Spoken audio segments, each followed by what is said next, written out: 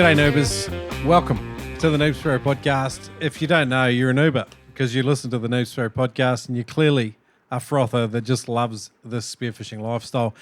My name's Isaac, or Shrek. I'm the host of this sucker. I get to interview spearfishing legends from around the world all the time. Today, it's a little bit off the beaten track. We're interviewing one of the founders of a tech company, particularly a hardware tech company in our space. This is a retake on the freediving watch.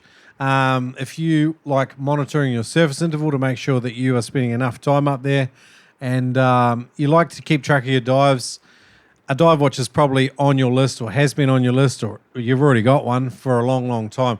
Today, we're looking at the Divebud. You can check it out at divebud.com.au. This is not a paid show or anything like that. These guys are just cool. They reached out to me. Landell reached out to me, and we got into it, and I got to play devil's advocate a bit with this tech. We have a good, lively discussion, and I think you're going to enjoy it. Before we get there, I've got some awesome shout-outs. A bunch of wicked things have been happening around the community. First of all, the COFS Blue Water Comp last weekend went off with an absolute bang. I think they had 70-something competitors. Super blue water, lots of awesome fish were weighed. Wahoo, Spanish, yellowtail, all sorts. Cobia, I believe a 14 or 15-year-old took a cobia. It was really cool comp, really well run. Those guys are doing an awesome thing down there. If you can get along next year, I am really, really going to work my butt off to try and get down there and do it next year. So COFS Blue Water Comp, follow those guys. The COFS Harbour Blue Water crew on Instagram. That should get it. Or otherwise, just Tommy Doz. Anyway, let's get into a couple of voice messages. First of all, from a brand new patron, and then second of all, from a veteran patron.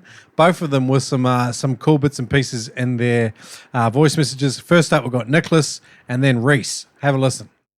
Hey Shrek, how are you? I hope you're doing good. I just wanted to say a huge thank you to you and the podcast and everything you do with it. I just came back from a dive trip on which I managed to land my first Wahoo. I had told myself that if I'd actually land a Wahoo, I'd become a Patreon listener. So I just signed up to your Patreon. To give you a little bit of background information, I live in Germany. I am German. And I don't really have any spearfishing mentors or people I can reach out to gather information on how to do things, how to dive, how to hunt. And the podcast has played a very big role in my development as a spearfisher. My interest in spearfishing was kindled by my dad. We used to live in New Zealand when I was a kid, and he used to do it there for a little bit and was very intrigued by it. But when we moved back to Germany, it stopped, and I picked up spearfishing in my early 20s again, shot a few fish here and there on holidays, but nothing major, no proper spearfishing, so to speak. And then coming across the podcast, that really kind of gave me a lot more initiative to work on my dive technique, hunting technique, gear setup, all these things. And the information you provided helped a lot with that. My dive buddy and I on this trip, we dove from shore. We didn't have a boat or a guide or anybody we could ask, and we'd never done any blue water hunting. So it was really cool to put the theoretical knowledge I had gathered from the podcast and other areas too, but mainly from the podcast, into action when these Wahoo came out of the blue. I'm not sure which of your guests had put that tip out there where you don't swim directly at the Wahoo, but you swim towards a point that's in front of them to kind of like make them give you a bit of a chase to some potential bait that may be there, and that actually worked. And yeah, it was super cool to see how these things actually work when you put them into practice. Managed to land a Wahoo. My buddy managed to land 2 on this trip.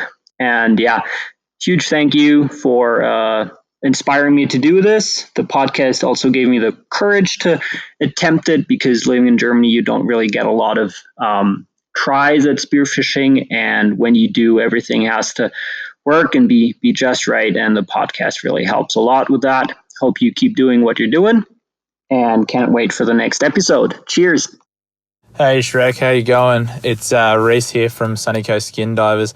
I was just listening to your story about over in WA where you had your gun loaded and you left it over the back of the boat and it ended up going really badly. And I just wanted to share a story about something that happened to me that totally turned me off having a loaded gun in the boat for the rest of my life. And unfortunately, I am just one of those people that has to have something really dumb happen to them before you just stop doing dumb stuff.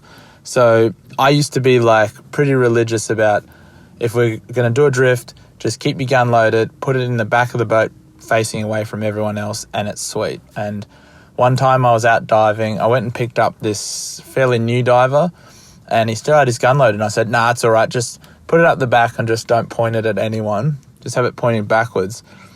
Anyways, he's hopped in and he hasn't coiled up his float line and he hasn't pulled it in. And it's just drifted around the back of the boat and it's got stuck in the prop and I didn't notice. And I've gone to take off. I think there was a wave coming and the prop has actually caught the float line and it's pulled the gun and it's pulled it so hard that it actually pulled the back of the handle off the gun and basically broke the gun, pulled the handle off, and that made the gun fire. And at the same time, the gun actually fired. It actually like turned around and fired, and it fired through the front of my boat, I've got this like webbing stuff. It's like a splash guard. And basically the shaft shot through that. And I've still got a hole in that splash guard, but yeah, after that, I just thought, nah, this is stupid. I need to just, every time I get in the boat, for the sake of 30 seconds of loading and unloading, just keep my gun unloaded when I hop in. And I also always try and put my rubber spear protector on the tip of it as well, just in case you poke somebody. Anyways, loving the podcast. Cheers, Shrek. Bye. Guys, if you ever want to leave yourself a voice message, go to noobspearo.com, head up into the menu, and you'll see a Noober story section. You can leave me a voice message, share a story, just like Nicholas or Reese did there, and I love it. Lessons learned, particularly like Reese's one there. Like, holy moly, just, no loaded guns in the boats, guys. Like, it's an easy one to say, and but hey, like, it was a good like story to illustrate there the importance of it. In other news, an awesome story has come about. Laurie and Fred, originally from Scotland and the Maritimes respectively, have made a brand new freedive spearfishing shop in British Columbia. It's east to west. These guys are super cool. I'm looking forward to getting them on the show, hopefully, because they've embarked upon this brave new adventure to start a spearfishing shop up there and in British Columbia. So super cool. Go and visit them. It's at 839 Fiskard Street in Victoria, British Columbia. They're open Tuesday to Saturday, 10 a.m. to 6 p.m. Get in there, get amongst it. I love supporting Spearo businesses, niche creators and innovators, and people that run shops and help drive this thriving spearfishing community that's gone global. It's gone global, baby. And in other news, a quick review from the podcast from Adventure Levi. He says, exceptional, must listen for all Spearos, 5 stars. Massive thanks to Shrek. What an absolute amazing podcast, full of knowledge, great tips and entertaining. Has expedited my spearfishing journey and saved me years of mistakes, I'm certain. 10 out of 10, he says. Well done. Cheers for that, Adventure Levi. Love it, mate. That's really kind. And last bit of news before we get into this interview with the Divebud crew. We've got a brand new spearfishing club. Timothy sent me an email. He's the president of the NJ Jetty Master Spearfishing Club. He says, I'm writing to introduce you to our local non-profit freediving and spearfishing club, New Jersey Jetty Master Spearfishing, and to request your support in our efforts to promote our local marine environment and club. So up there in New Jersey, they've got a vibrant club. It's going to be hooked up in today's show notes. If you go to noobspearo.com/divebud, Divebud, I'm going to hook up the New Jersey Jetty Master Spearfishing Club. Check them out, guys, and join a club. If you're not in a club already, please find one, get amongst it. They do awesome things in our community, and it's a great place to meet dive buddies and jump in comps for the first time if you haven't done it, and have a ball doing it. Hey, let's get into it. Divebud, here we go. Neptonics.com source the very best in spearing gear from around the planet. Jerry says, if we sell it, we believe in it, we trust it, and dive it. Neptonics is the one-stop shop for all your spearfishing essentials. Neptonics is solid gear that works, and you'll know it's true when you pull the trigger on a Neptonics mech, on every snap of a Neptonics power band, and in every whiz of a Neptonics spear gun reel, singing with the power of another big fish. Buy gear you can depend on at neptonics.com. Use the code NOOB10 to save 10%. Adreno.com.au, the home of recipes, blogs, videos, equipment reviews, and an obnoxiously large range of spearfishing equipment for frothers like you. Not only that, but spearfishing trips and courses and trips that I sometimes get to go on. Check them out at adreno.com.au. It's a Spearo's best friend. Check them out, and if you want to buy gear, pump in the code NoobSpearo to save $20 on every purchase over $200. You can use that online, in-store. Use the code NoobSpearo, save some cash, and support the Noob Spearo podcast. Shop with adreno.com.au. I just love a functional and simple spear gun that I can trust when I pull the trigger. Killshot Spear Guns utilize the finest of kiln-dried Burmese teak. Killshot Spear Guns also combine American-made parts and fine craftsmanship to bring you accurate, reliable, and simple spear guns that you can trust. Fish after fish. Get $30 off any Killshot Spear Gun at killshotspearguns.com. Yes and amen, Noober. That's $30 off American-made performance spear guns at killshotspearguns.com. I'm really sorry for this terrible accent. Brought to you by Ed Martin at killshotspearguns.com. G'day, guys. Today we're back at the Noob Spearo podcast. I've got the team from Divebud, and I'm really looking forward to picking their brains. I love innovation. I like seeing new stuff happen. I love hearing about niche creators in our space, and so I like to to celebrate their stories and get people excited about it, get you guys listening and finding out about it. So these guys are the unique creators of something called Divebud, and I believe you guys crowdfunded it as well. Is that right? Bootstrapped it, really. So just starting, So our two founders, avid freedivers, also developers. Those two things can exist inside one person. And so we've got Alexey, who's here with us. He's one of the founders. Another guy, David, they developed it. It's just off the back of just seeing a need for it, really, and a niche. Awesome. So loving the sport, knowing the development side, and filling a market gap, they just bootstrapped it, which just means that they paid for everything themselves until there was sales to sort of pay them back.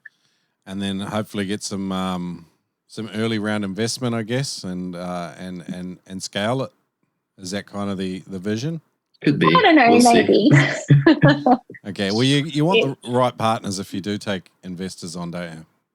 Yeah, absolutely. I think investment's a big deal. I think for now it's such a niche product, as you said. Like we've done some really specialist features for spearfishers and freedivers, underwater photographers. So that's not generally a massive market. Not really like, Alexey's day job at Google. So investment might be a little way off. Yeah, cool. We're all holding down day jobs while we commit to our side hustles, and sometimes it's awkward when they find out about our side hustles. At least with Google, they're pretty open to people doing that, I believe. Is that correct, Alexey? Yeah. So basically you can announce upfront what kind of things you want to sort of hold for your ownership, and then Google's pretty lean for that. Yeah. Okay, cool. Main thing should be is that it doesn't intersect with the main Google business, right? So there's no conflict of interests, which is not in this case. Cool. Plus, you're on a spearfishing podcast, and you just said Google like 3 times, so it's free advertising for them. Oh, nice! Yeah. Absolutely. Everyone says Google, like it's a common name. I'll have to do a transcription though, so I show up better in the algorithm now, in the search algorithm. But oh, good. So you're an avid freediver, Alexey. Tell me about that. Where did that start? And I'd love to hear about the idea for Divebud, how you sort of got there, but where you come from and how it's all culminated in this new product. Yeah, so I guess I started like the swimming and diving back in Russia, but then I moved like to Australia like when I was 28, and there I just learned how to free dive, and I was a really keen free diver. So, for example, I played in a mature league in soccer, right, for local team in Australia, and then I played for 3 years, never scored. But then, like, I started the course, and then 6 months later, I won the local competition in freediving straight away. So I was like, oh, maybe it's a God gives me a sign, like that I should be doing that more. So, and then in 2017, I think, I believe I became an instructor, and so instructor freediver. So I started teaching in Sydney, and but before that, so the story goes that when I was doing AIDA-4 course, I got some DCS, pretty bad, like decompression sickness, and so I started thinking, what could prevent me from, having it, right? It's pretty bad condition. And then I heard a couple of stories from other free divers, like very good free divers, who like went on a cloudy day, they went diving in the ocean, went to 70 meters. It was super dark. On the way up, they felt some narcosis, and the time passing is slightly different when you're narked, right? And so they basically kind of lost track. Like you keep moving, but you don't know if you're actually moving, right? So there's no kind of feedback. You can't see much. And so we started thinking, like, what can we do for divers to give them feedback like instant, instead of like having feedback at the surface, right? So for those kinds of reasons, we developed Divebud. So it took us quite a time, like maybe 5 years, to actually get the first like working prototype and then test it. Yeah. I'm always impressed by innovators and people that bootstrap like yourself. Like you've had to go through all the hard knocks. I mean, what was your background, your technical background, in order to even be able to build a prototype? So yeah, I was mostly like software engineer most of my life, right? I was always curious about like using things like Raspberry Pi and some small electronic devices, but not really good at this, right? And so that's where David came into play, and he was hardware engineer for 10 years. And he really helped to like run this up, like make this a product. Yeah. Wow. Because like my first prototype was really like a plastic bag, right? And a bunch of wires and different circuits inside. I can imagine. Yeah. And then like after maybe 3 dives, it got flooded. So it was so funny. Like it stopped working straight away. So yeah, that was not perfect. I'd imagine a plastic bag wouldn't be very resilient when you're putting it under 4 or 5 atmospheres of pressure.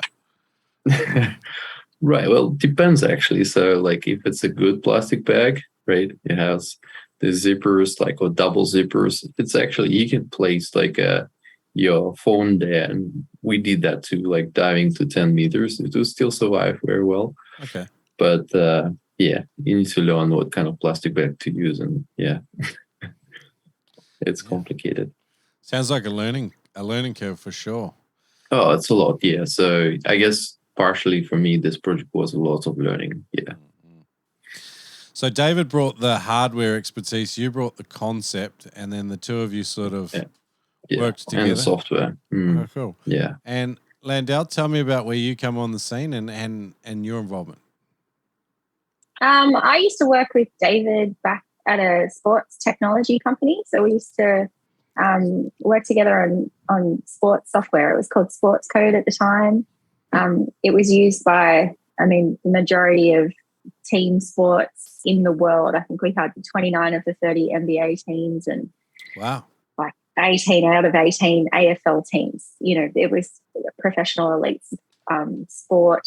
So we worked together back then, and we lost touch for a long time, but our ex-CEO kind of put us back in touch because I'm working on a project for chronic pain. And he said, you got to call David and see what he's up to. And once David told me about what he was working on, I was like, okay, well, I need to help you with this, and you've got to take me out freediving because I need to have this experience for myself and learn what it's all about. So I was pretty hooked from that first kind of meeting, really. The product itself is pretty impressive, and I just thought, I'll just want to help the guys in whatever way I can. Yeah, cool. And I mean, the guys are probably ready by then. They've spent a hell of a lot of time iterating and creating this version of it, and you want to sort of scale and build a team so you can start getting the message out to the world and start getting it in people's hands and on people's heads, I guess. Absolutely, yeah. So you see, we are good engineers, but we're not really good at like marketing and sales. So like Landell helps us a lot with this. So perfect. She really took it to the next sort of level. Yeah, just for sure. And she's got magic PR skills because she reached out to me. Clearly. Good stuff. Well, I love making it happen. Like I said, I love niche innovators. Like, I respect the journey to get a product to market. Having done a few things of my own, like, I really respect other people that sort of just have a crack. And so I always have a soft spot for innovators. And for anyone interested, like, this is not an affiliate show. I'm not selling you guys anything. These guys, I thought purely they had a really cool product, and I wanted to be able to share their story. So if you are interested, by all means, go and do it. We don't have any commercial interest in this podcast. Sometimes I feel like I have a need to declare that. So, all right. So you've iterated through this product. You've got it to a form that is usable for your average sort of freediver. Is that kind of your biggest user group? You're targeting really like competitive freedivers? Is that your ideal target customer, or is it got broader applications? I think the early adopters are all of the competitive freedivers, but I think it's broader than that. I think that we've got some specific features built in for spearfishers and for underwater photographers, and even for recreational freedivers who, I mean, even from my first go, I was pretty hooked on trying to get deeper and have better hang time, and that's what this device kind of tells you. So, and also I guess for anyone who's getting into the sport and wants to do it a bit safer. So, the Divebud measures your surface intervals, so that when you can go down again. So, yeah, the competitive freedivers for sure, and they're really good at being the early adopters. Can I share that we got a review today from Amber Burke? Yeah, 100%. Yeah, she's a local girl and very competitive on the world stage, and she reps Australia pretty hard. To tell us what Amber had to say. Oh, she loves it. She absolutely loves it. I called her up because I'm not scared of picking up the phone, as you know, Shrek, reaching out to people. And she just said, like, this is the perfect thing. It fits on my mask, and I've lost a few dive watches because I tuck them up into my hood, but this is actually designed for what I need it to do. So she sent us the review and a couple of photos and videos of her using it. And I mean, for innovators and startups, like, that just makes your day because you've got someone who's absolutely an expert in their field and they love your product. So it was a good day today. I remember when I went to do, I think, my advanced freediving, and now I've gone through to instructor as well, but I remember I'd never even worn a dive watch. I'd been spearfishing for probably 10 years before I did a serious freediving course. And I remember the instructor telling me, hey, just put the watch in your head, in your hood, because you can hear the sounds a lot better. If it's on your wrist, you can't really hear it particularly when you've got a neoprene hood on. And so I distinctly remember doing that. And so when I saw the concept to your idea, I was like, oh, sweet, we're already doing that. We're just doing it with the wrong device anyway. So they've already got a natural sort of product market fit. Like they know that there are people who already have this need. But yeah, I think that's cool. I've got a bunch of devil's advocate questions for me, but Alexey, have you got much experience with spearfishing? Yeah, a bit, I would say. So we would spearfish all around the Sydney with my crew who I trained with. It's Carl, Manny. Actually, the Divebud idea came from Manny because, like, he was the dude who said, like, we need something that gives us like instant feedback, especially on ascent and surface intervals. Not like when you're spearfishing. Sorry, it's not Emmanuel Bovo, was it? No. Manny dos Santos. Oh, okay, sorry.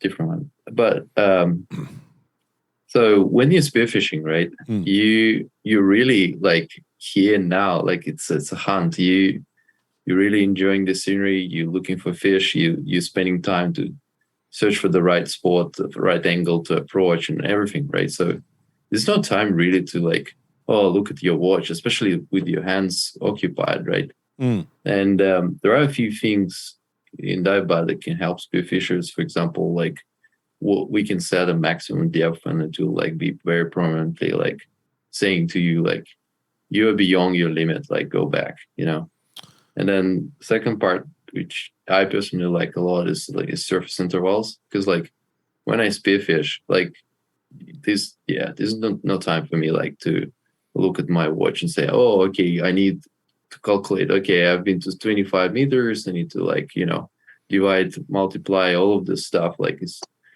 too much in your head. So like staying and just hearing that sound like that says to you, hey, it's time for you to go again if you want to. Yeah, that's important, I think. Yeah, I like it. We're probably at risk of some behavioral science, though, like a Pavlovian type response. If you are repeatedly waiting for a tone or a chime or whatever the audible alarm is, you're probably at risk of starting to train yourself to respond to the dinner bell, so to speak.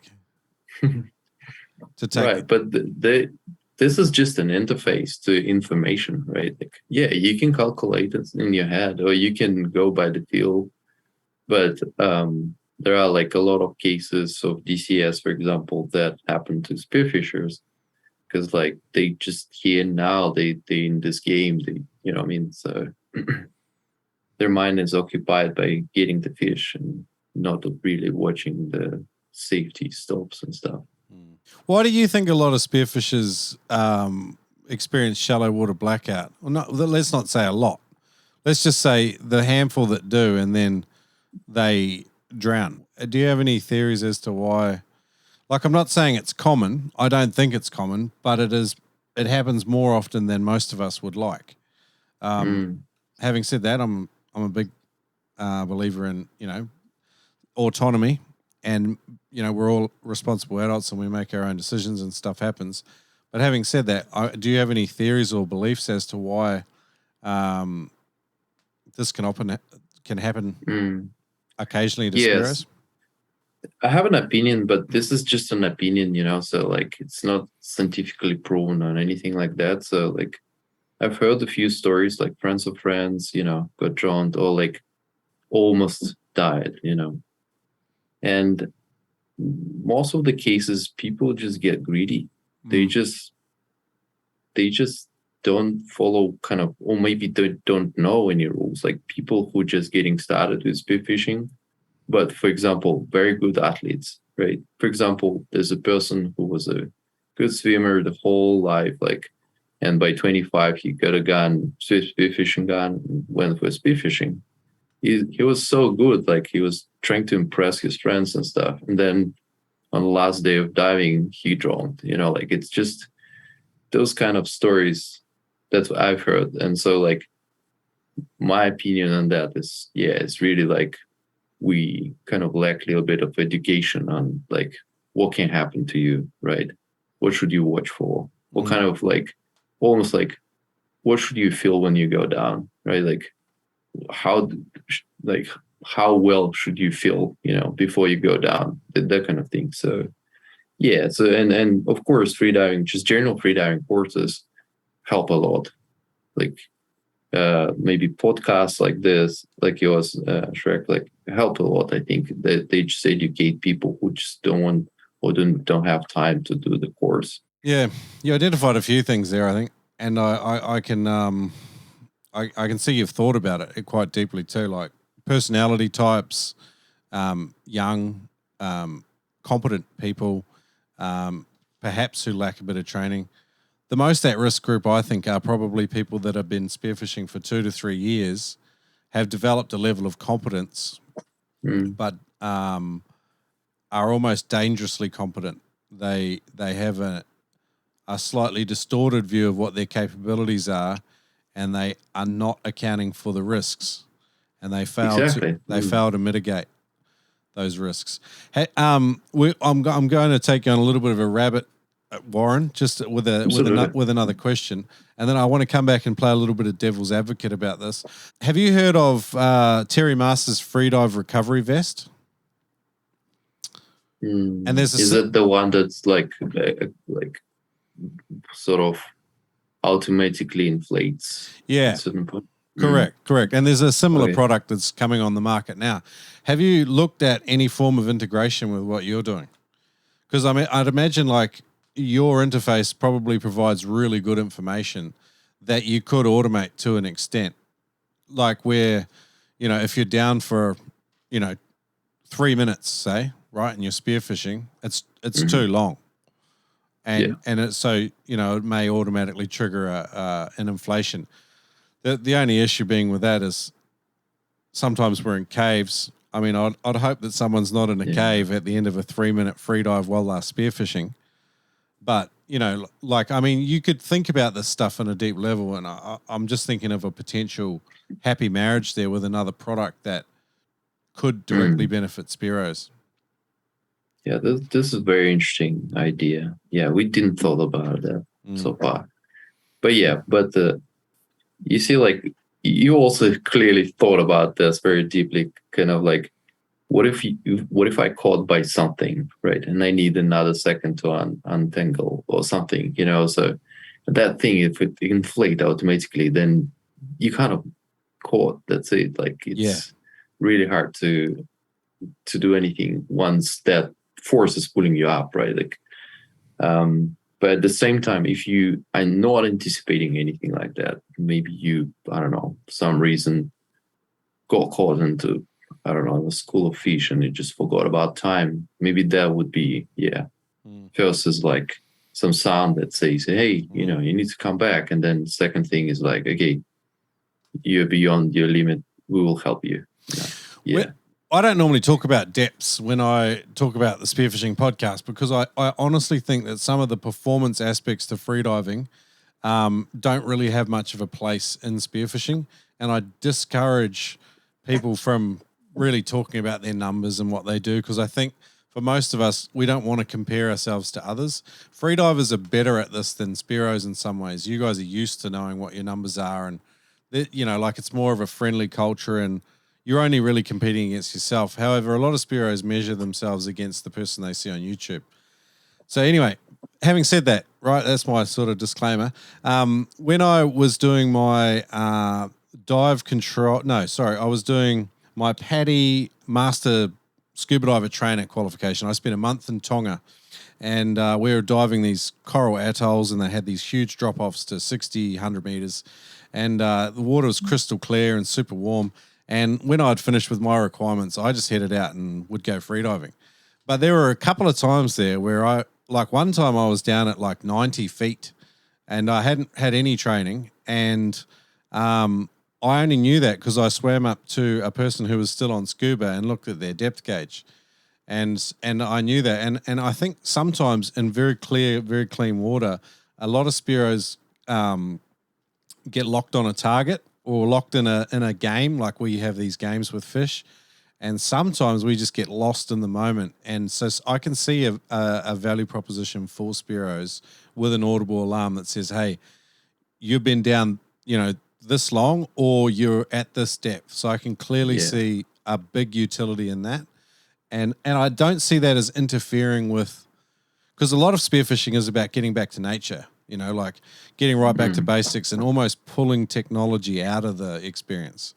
So a little bit of devil's advocate, but I can see a utility case there.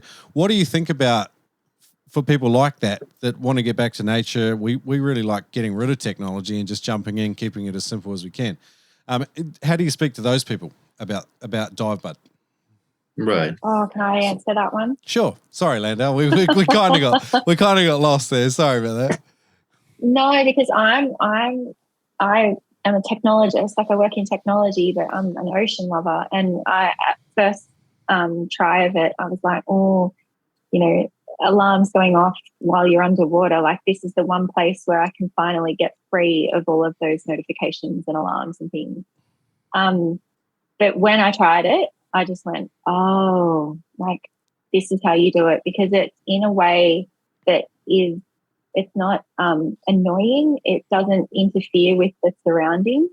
And that's what sort of made me most impressed by it, where I was just like, oh, you've really thought about, like, deeply thought about how intrusive you want these alarms to be and how unintrusive you've made them. So I totally get where you're coming from, because it's exactly the experience that I wanted. But I think what we've done at Divebud is like find a really nice balance there. So it is back to nature, but it's just safely and with a little bit of performance for you.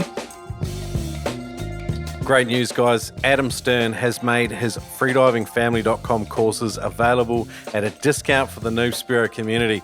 If you get on freedivingfamily.com, use the code Spearo, you'll get 20% off any course.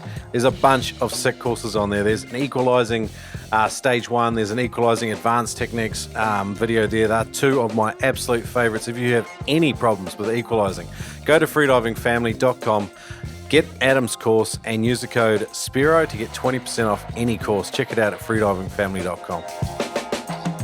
Hey guys, not sure how you stay hydrated out on the boats on those long days out on the water, but staying hydrated is absolutely critical towards good equalization and looking after your body, making sure you're not doing those awkward one-legged kicks to the surface when one leg cramps out on you. Go to aqualite.com.au and get yourself a box of sachets. You just simply add them to water. It's less than $1.28 per serve, cheaper and healthier than any other sports drinks on the market. Aqualite will make a difference in your spearfishing. Check it out at aqualite.com.au. Use the code NoobSpearo to save 10% on any order. Check it out. Aqualite, made in Western Australia. In the world of freedive spearfishing, there's no magic breathing technique that's all of a sudden going to get you down and shoot massive fish at depth and holding big bottom times, but there is a way to do it safer and smarter, take down more fuel to maximize the time that you have there. Learn at noobspearo.com/TED with Ted Hardy from Immersion Freediving. If you take down more fuel, you can stay for longer. Learn how to do it free at noobspearo.com/TED. Yeah, cool. I'm imagining it's pretty customizable too, like in terms of the alerts. Have you preloaded in like sort of set profiles? So like, you know, like a spearfishing profile. So you've got guys that don't want a lot of alarms, but they want the critical ones and they don't want anything else. Have you preloaded some of these in there? Is it as simple as, okay. So yeah, when you get the device, it's like there's no alarm set. So it's up to you. You can set as many as you want. There are time-based, there are like depth-based. Obviously, like you can get alarms at certain ascending depths. For example, like most of the spears like might want to actually relax at the last 5 meters because it's a critical moment like of the dive. And yeah, you can set the alarm for like ascending 5 meters so that you just relax and the buoyancy will take you up. I can share a few like personal stories if you like about that relate to our conversation about safety and stuff, right? Perfect. So first of all, like I blacked out once in the ocean, right? It was just once in my life. And you're right, I was about 2 years into freediving. So I was just finished AIDA 2, AIDA 3. I didn't do AIDA 4 yet. And so just like, and that was a story. I just got caught by so I went all the way to like, say 31 meter. That was the depth set on the bottom plate. And then I just saw bottom. I got attracted by it. And I was like, oh, so I turned and then I was like, oh, maybe I need to go and touch the bottom. And so because of the vision is slightly distracted, so I thought it's closer, but it was a bit further. So on my way up, I got a blackout. And so that was pretty bad. And I wish like I didn't turn. It wouldn't, like even Divebud was with me, I probably would still, could be got caught into this situation. And another story I had is like when I went to Sydney, there's this place called Magic Point. It's a cave with and sometimes there are sharks there. So I went to see sharks and they were there and it was just so beautiful. I stayed just with the camera trying to capture that moment. And I really like didn't notice how time passed. I looked at my watch and I was like 2 minutes in. Wow. And 2 minutes is like my maximum time. And I still needed to go up like 15 meters. And yeah, I kind of freaked out that at that time. Yeah. I didn't black out or anything, like it was fine. But yeah, this like I just got caught in this beauty of this moment of this cave. And I wish I had this like non-intrusive beep that says, hey, it's time to come back, you know? Yeah. So I've heard similar stories to both of those in the spearfishing context too, like guys diving down to, you know, maybe they're spending a minute at say 70 feet or something, like just for an example, and then they're coming back up and then another good fish swims in from the side and then they turn and try to head back down and hunt it again. And it's a recipe for disaster, isn't it? It's like when you're freediving, you've got your bottom, and once you're on your way back up, I'm sorry, you're on your way back up. You can pause, but you can't really turn again because it's too much energy consumption, too much oxygen use, and you haven't trained for it either. So there's no adaptation to it. It's very unwise, I think. So that was cool. Yeah. And getting lost in the moment, you know, like there are certain species that we hunt, like, you know, the green jobfish are one for me. Like I have yet to shoot like a really, really good one, but they're a fish that will hang just out of range and you'll throw sand and we call it like the dance. It's like this battle of wits and they're always, you know, like a canny fish unless, you know, you use chum or burley. But you can just spend too much time there enjoying the moment and really, even if you don't get the fish, the battle is really a cool special part of spearing. But you can find yourself down there doing exactly the same sort of thing, staying longer than, you know, it's really wise to, unless, you know, even if you've got good safety, I think it's still unwise. So that's cool. Yeah. Landell, just to return to you. So I'm imagining someone, you know, you got the concierge service to Divebud. I'm imagining they unwrapped it for you and it had a ribbon and the guys just walked you through how to program everything in and it was just like a dream. Tell me if that experience is had by the average sort of Joe that's opening it for the first time. Is it a fairly easy to use thing and I know you have a level of bias because you're part of the team, but talk to me as a bit of a cabbage sort of guy, what the experience would be like if I opened it up. Am I going to be able to program it in? I can tell you the guys are pretty passionate about having something beautiful that you can open. Okay. So David's background is iOS development as well. So he can spend hours really in debates about how technology needs to be beautiful and not just functional. He's a Steve Jobs fan. He really is. Yeah. He was going to he was Yeah. going to like the WWDC conferences 10 years ago as, you know, a really top-notch developer. So no, it's beautiful. It looks amazing, and yeah, like even, you know, I'm just an ocean lover. I want to be mermaid type of person, and you know what I'm wearing into the surf kind of matters. Yeah, you don't want this ugly thing that sits on your mouth that is just beeping at you and ugly. So it had to be pretty. I'm probably a little bit the opposite. I'm like 100% a function over form kind of guy. I really like rugged, robust stuff. Like I'm that guy that's down the boat ramp with a pair of Crocs on, like drinking just a commercial beer with my guts hanging out. I'm that kind of guy. So talk to me, like how simple is it to program in like a couple of basic alarms? Oh my God, I love that so much. I loved your episode, by the way, where you did the weekend away, and and I think it was one of the guys talking about, you know, you can just hear the sound of cans opening in the background, and it just created a picture in my mind. I'm like, North Stroud Boat, it's a 4X can for sure. I think we actually had some higher end stuff on board. We were like 150 lashes and something like really, high end. Oh, fancy. No, it's pretty simple. So it's designed to be, just functional and simple. You've got an app that pairs with the device. Okay. The device is like a small round, small computer that kind of tucks in behind your ear. So it had to be form fitted and designed well, because it's designed to like tuck into your hood. So you want it to stay there, but you also want it to be really comfortable as well. Okay. Even when it's kind of tight against you. So as simple and as functional as it is, it had to be really designed well as well. And the Crocs thing, I mean, not only are they Crocs, they're camouflage Crocs.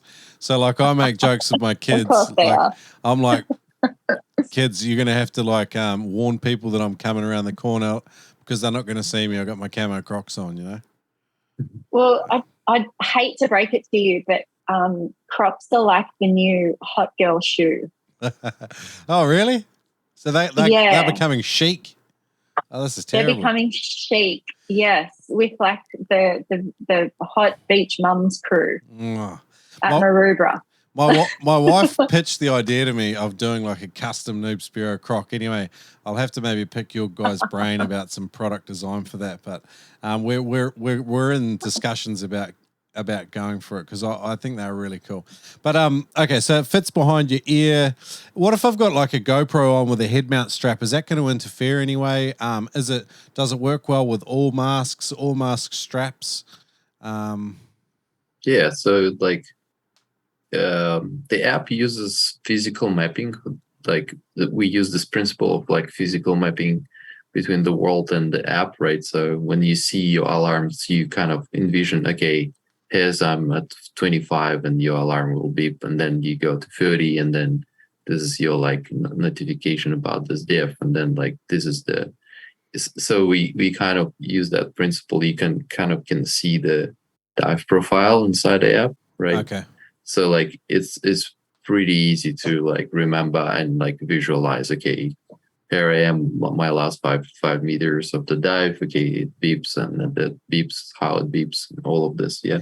And then as for the straps, you can just put it to the hood, like any side you want around your neck. That works too. It has like this lace, right, that you just use for that. And then you can use it on a strap of the mask on any side as well. Yeah. Okay, cool. Sounds awesome. What about in terms of like history? Like, does it keep a good log? Are you able to go in and run decent analysis on your dives and stuff from the app? Or do you more download like a spreadsheet of data and have to populate that somewhere else? Or yeah, absolutely. Yeah. So one of our first users was Luke, who participated in competition in Cenotes in Mexico. And so we could see from the dive log how many strokes he did. We could like analyze, okay, you did so many strokes, like 28, I think it was, and it was like too much. So the advice was like maybe glide a little bit more, especially in the middle of the dive and things like that. So, we keep all the logs. You can, your data belongs to you, so you can download it in the form of spreadsheet if you want to, like CSV. Or you can just get a big picture so you can share on media saying like, hey, I did so well today. Yeah. Yeah. Yeah, and that is an appeal for some people, like and all fair play to people, like you go and you do a course and you're really proud of what you've accomplished, and sometimes Absolutely. it does show in a number, I'm just not a fan of promoting it from my end because sometimes that aspect of freediving, I feel like a lot of Spearos feel pressured into like hunting deep and going long straight away, and I'm just kind of like more the opposite, like go for slow adaptation. The wisdom develops while you develop your diving, and then and if you hang out with a cool bunch of older Spearos, they will tell you that anyway. But anyway, cool. Listening to our body versus listening to the Divebud. I've tripled my bottom time with my surface interval. The Divebud beeps, but I'm not actually fully recovered. Is this a potential recipe for disaster? Yeah, it is. So at the moment, we set up just the minimum AIDA recommended intervals. But what we're hearing from athletes and users of Divebud, they say basically, we want to add extra time on top of that. Some of them are super conservative, like this famous guy in US, Ted Hardy. He has a podcast as well. He said, like, I want to add 1 minute on top of my interval at least, or maybe like even progressive depending on how deep did I go. So like, yeah, we work on that as well. But you're right, like you absolutely have to listen to your body first. Yeah. So the beep could serve as a minimum, and then it's just like, it's there, it's beeped, and then you're like, okay, cool. Now, any time from now, I know I've tripled it, but I'm still going to wait until I feel reoxygenated, revitalized, relaxed, and ready to go on my next dive. Absolutely, yeah. Got a sweet deal for you today, guys. Go to freedivingfamily.com and learn from Adam Stern and a select team of experts on different disciplines. There's Frenzel, Advanced Frenzel and Hands-Free Equalization, Mouthful, Deep Frenzel Equalization, Bifitting Essentials. These are courses that will give you the 1% that will allow you to improve. Use the code Spearo to get 20% off any course at freedivingfamily.com. Again, that's the code Spearo to get 20% off at freedivingfamily.com. Thanks, Adam and team. Love it. Yeah, that possibly needs to come out, I guess, is in the form of, do you guys do much education as part of like someone buying a Divebud? Is there any ongoing kind of process with that to help people make better choices and use the technology in the best way? I know I'm probably adding like layers of responsibility to you. You've already got enough on making the product, but there's a couple of things that we do there, and Amber, in our conversation, she was even saying, we want configurable surface intervals, because sometimes if she's gone down 70 meters, she wants to wait 10 minutes before she dives again, not just triple. That time. Yeah. So we get that feedback, and it's on product roadmap, which is great. We have a model where we sell the Divebuds directly through our website, and there's videos and things that come along with that. But at the moment, it's a pretty small community, and Alexey seems to know most of the people that we end up being customers. So we just have a really tight relationship with them. At scale, we're actually talking to a couple of organizations in Taiwan and in Dubai, where they run free diving schools, and they become like an agent for us. So having exclusive rights in the region to sort of distribute or sell Divebud, and then there's a level of service and education that comes along with that. So we've got plans around those sorts of things, and it's a constantly in development product as well. So one more thing I would add is that app actually, after the diving, gives you the feedback on your intervals. So you can go and see like, oh, okay, so half of my dives I didn't do a good surface interval. Maybe, and we give you like exact calculations. Why do we think it's the case? And so maybe that will be a good feedback for you next time, like going a bit slower, having breathing more on the surface. If you wanted to get some professional tuition on your freediving, maybe even your spearfishing, that could be a useful pool of data to draw on for someone to help coach you as well and give you some more specific advice. So I like that application as well. I'll give you another devil's advocate scenario. So I've been out on a boat with these three guys I dive with pretty regularly, and one day we went out and I was just diving phenomenally. Like I felt awesome. I was probably the best diver on the boat on that day, and I was just having a great old time, like pushing out, diving my limits, like not my absolute whatever, but like I was diving comfortably to good depths and spending a bit of time there. The next week I went out with the same guys on the same boat to the same spot, and for whatever reason, I just jumped in the water and I was definitely the worst diver in the boat. And what I was doing the week before, I was just not in that place for whatever reason. I don't even know what it was. The problem I've seen with dive watches is there can be this attitude like, hey, last week I was diving to 15 meters and doing a minute 15, you know. This week I'm going to do, 15 meters and do a minute 15 again because that's what I do and that's who I am and that's my capability. How do you not allow the technology to propagate those kind of poor sort of self-beliefs? Again, probably giving you guys more responsibility than you deserve, having just invented a cool bit of technology. But I mean, this is kind of my thought process. I totally know where you're coming from. When I run the soft sand at my local beach, and it's about a 7-kilometer round trip. And on some days, my Apple Watch is telling me I'm running, 5-minute kilometers, and I'm stoked with myself. And then other days, there's a headwind, and it turns into 7-minute kilometers. But you can't tell your Apple Watch that there was a headwind. Yeah. There's no button to say, but it was the condition. That's just sport, isn't it? You have your good days, you have your bad days. And sometimes it's good to look at what was going on the day, but sometimes you got to know, just let that one go. Yeah, I agree. There are days when the day before opened too many of those cans that we were talking about, and it doesn't work that way anymore. So, but if you're diving off the board, I guess there's still an option to come back, grab your app, and adjust your numbers. Being if you want to be very responsible, right? But otherwise, diving by the field, that's what we do. And I agree, I've been in those situations for sure. And sometimes I've been once in Nusa Penida, and there was downstream current, which I never experienced before. And on no fins dive, I got stuck.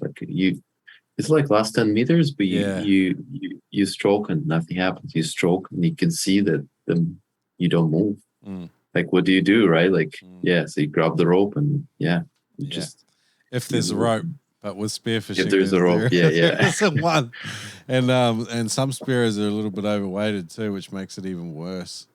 But it's good. There's so much to learn about mitigating risk, and I think, when you introduce a new technology, there is a little bit of in the spearfishing world, there are a huge group of divers that are very against new innovation.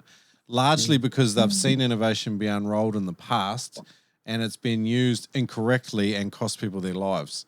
And so this is why I like to ask a lot of devil's advocate questions, because I know that there are large parts of my community that will also ask them. And it's good to think about it and have these big discussions. But it's cool. So fundamentally, what do you think makes Divebud different to what's already on the market? Have you got any competitors? Have you had any people starting to copy what you guys have done? So that's a very good question. There are two groups of people that use Divebud so far, and some they just don't want any change. They say we say, okay, maybe you want to have some voice in the water, that tells you, similar to what Ruka did in the past. I don't know if you've heard about Ruka. No.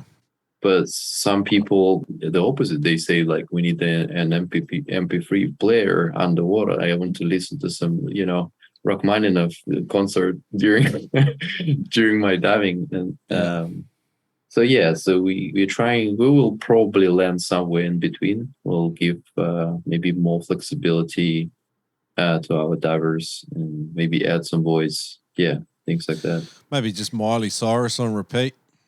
Yeah, maybe something like that. Yeah, but generally speaking, right? So the first viable diving computers appeared about 40 years ago, right? And since then the technology has changed a lot, right? Computers become smaller and smaller, and so now we can almost make a computer or size of let's say airport, that kind of size. You put it will not interfere with your dive. I mean, one affect the equalization, but yeah, something like that can also be a possibility. Cool. So what was this Wooka you talked about? Is that a previous sort of antecedent or? It's called Rooka, Okay. Rooka. It's a Polish product. They went on the market, even sponsoring some vertical blue competitions in the past. But then for some reason they disappeared. They were pretty expensive. And the problem with Rooka, I think, was that you need to be sort of like almost a software developer to program it. Like you need to create like if statements, like if that, then, if and, all of this stuff. So that's why we spend so much time like thinking about how can we make this easier, right? Like how can we make it so that Joe can set it up easily? Yeah. Thanks. Thanks for that. I'll be Joe. So so I think what we're gonna see is like more move towards like simplicity yet functionality. Yeah. Did you know when coming up from a spearfishing dive, it's possible that you would feel 100% fine right until the moment you blacked out? Did you know being dehydrated or hungover increases your risk of having a blackout? Did you know I have never seen a person hit the surface and yell, "Dad, help, I'm about to black out, come save me"? No, they typically hit the surface, take a couple breaths, and then quietly sink into the abyss.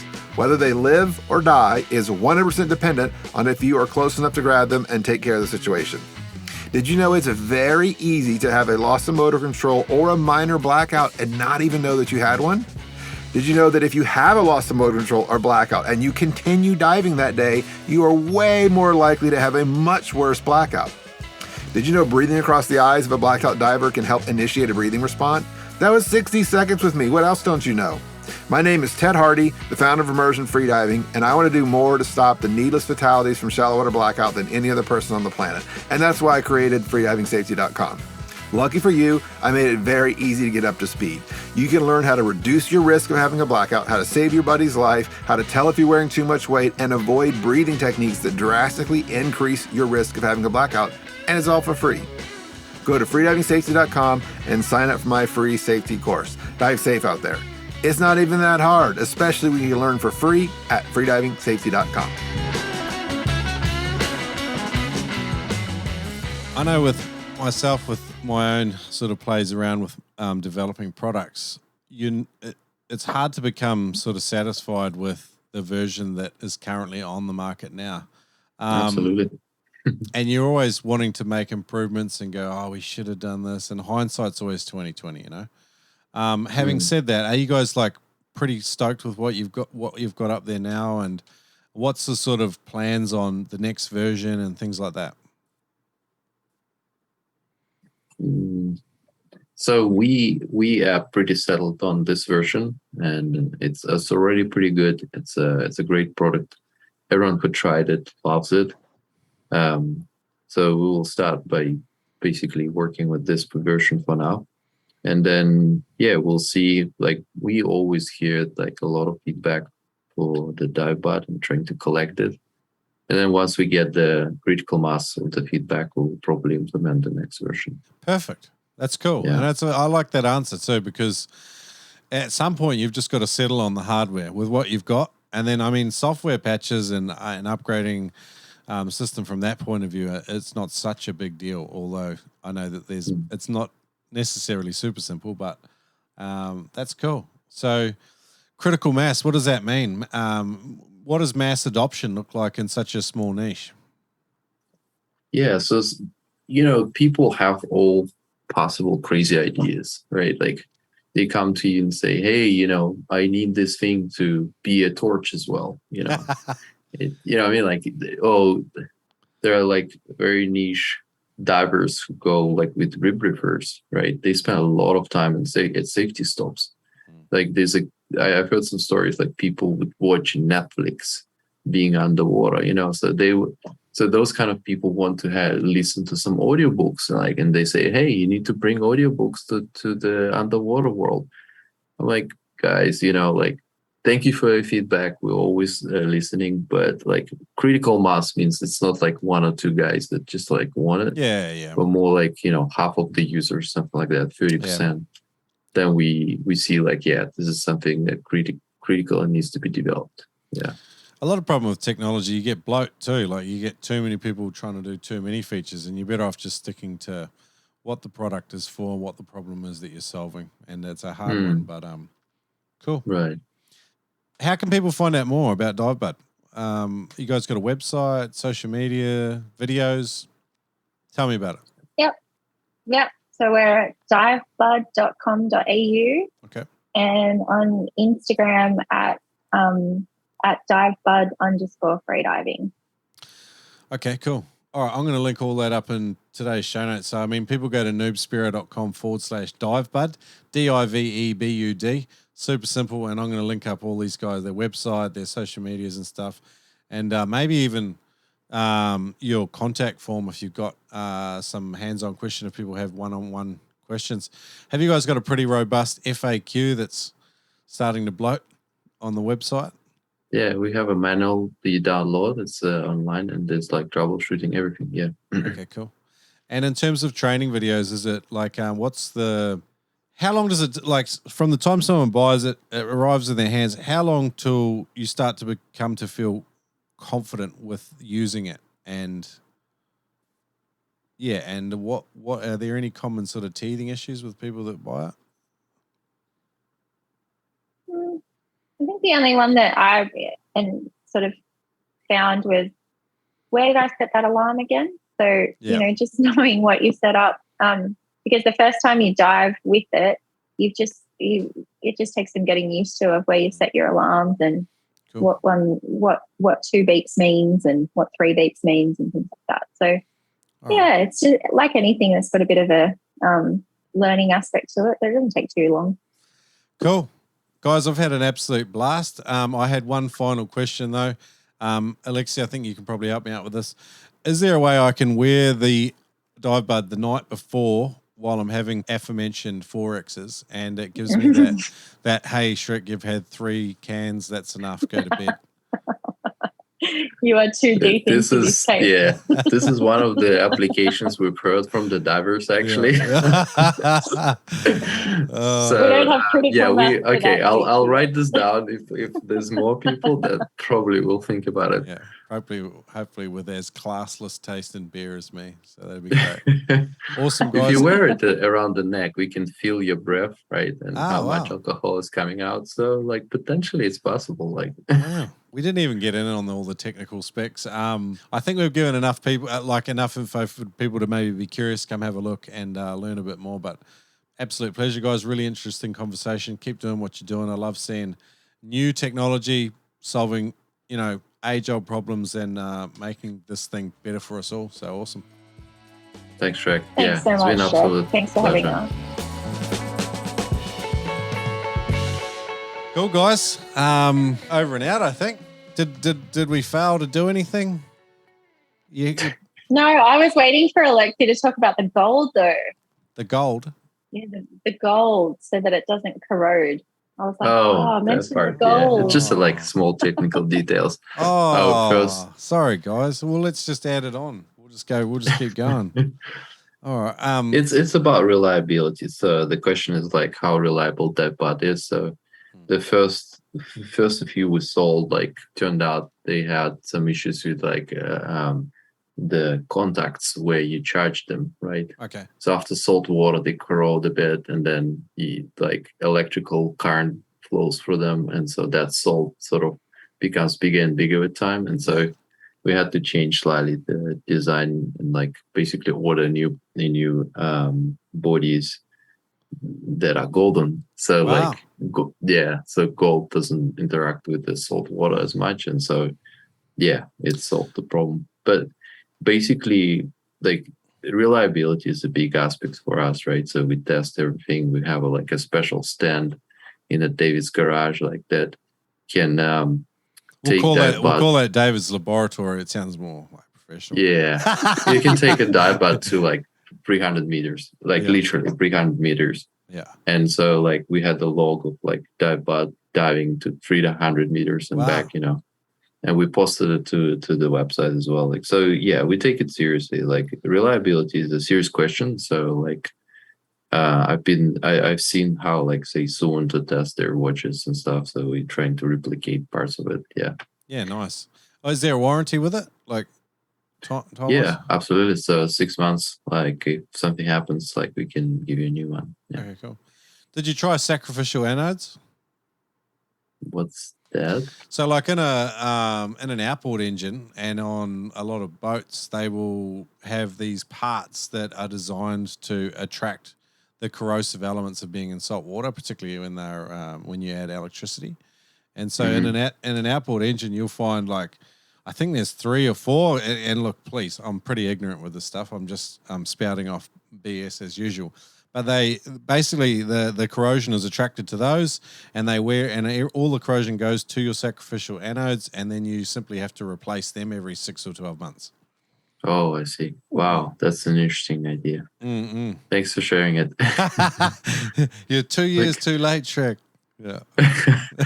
Wow, now, gold sounds good as long as it's just, like, I mean, if it's doing the job and it's fairly cost effective, then why not? Yeah, it is. Awesome. So I'm glad. So we start joking that new Divebuds are golden, That's good. I reckon you should just make that your quote. That'll be great. Awesome. Hey guys, I'm running a wee bit behind schedule these days. My wife's coming up due in May to have our 4th boy, and we're super excited, but it has been a busy old time, so the old podcast schedule has blown out a wee bit, so apologies for that. Next week, or probably the week after, if I'm honest, it's a Stradbroke weekend spearfishing course. This is the 2nd course I ran. It's a short and sweet interview, probably only about half an hour or 40 minutes. Really good, lively chat, though, talking with the 8 legends we took over on our 2nd ever course, Kieran and I, and they had a blast. We had an 11-year-old girl and a 12-year-old, one of my 12-year-old boys. And so it was fun. And we had pretty good weather, and everyone learned a heap. So tune in next week. Also, as usual, there's a bunch of Patreon legends powering this podcast on an episode-by-episode basis. I was out with 2 brothers on the weekend. They took me spearing. They've both been patrons for a long time. Guys like them, with the investment they make, keep this show on the road. They keep fueling the outboard. Much appreciated. And if you are a patron already, there's never any obligation to stay on there. Whatever you can give and however you want to do it, please, by all means, do it. There's 3 different levels you can support at: $2 an episode, $5 an episode, or $10 an episode, and it all goes a very long way. All good, guys. Tune in next week. Stradbroke Weekend Spearing Course number 2. Thanks for listening. Kill fish with precision and power, sending shafts from a stable platform with Killshot spear guns. Made in the Florida Keys by Ed Martin, you're buying American-made, dependable spear guns. Get $30 off any Killshot spear gun at killshotspearguns.com. Yes and amen, Noob. That's $30 off American-made performance spear guns at killshotspearguns.com. It says if they're in the shop or on the phone, they can cash in by saying, "Crikey, mate," or the Noob Spearo podcast sent me. Check them out at killshotspearguns.com, based in the Florida Keys. Today's episode was an absolute banger, and so is our major sponsor, Adreno. Visit them at adreno.com.au. They have a huge range of equipment. You can find it at adreno.com.au. Use the code NoobSpearo at checkout. When you shop online, you can save $20 on every purchase over $200. You can even use that code in-store at some of their huge mega stores Australia-wide. Price beat guarantee on any Australian spearfishing equipment price. Again, visit them at adreno.com.au. Use the code NoobSpearo. The Noob Spearo podcast is incredibly proud to be partnering with Neptonics.com. It's solid gear that works, equipment you can rely on. It's the very best in spearing gear from around the planet. Neptonics is also the one-stop shop for all your spearfishing gear, particularly in the US. They got free shipping on all orders over $99 in the US. Furthermore, you can use the code NOOB10 to save 10% off on your entire shopping basket at Neptonics.com. Use the code NoobSpearo at Neptonics.com.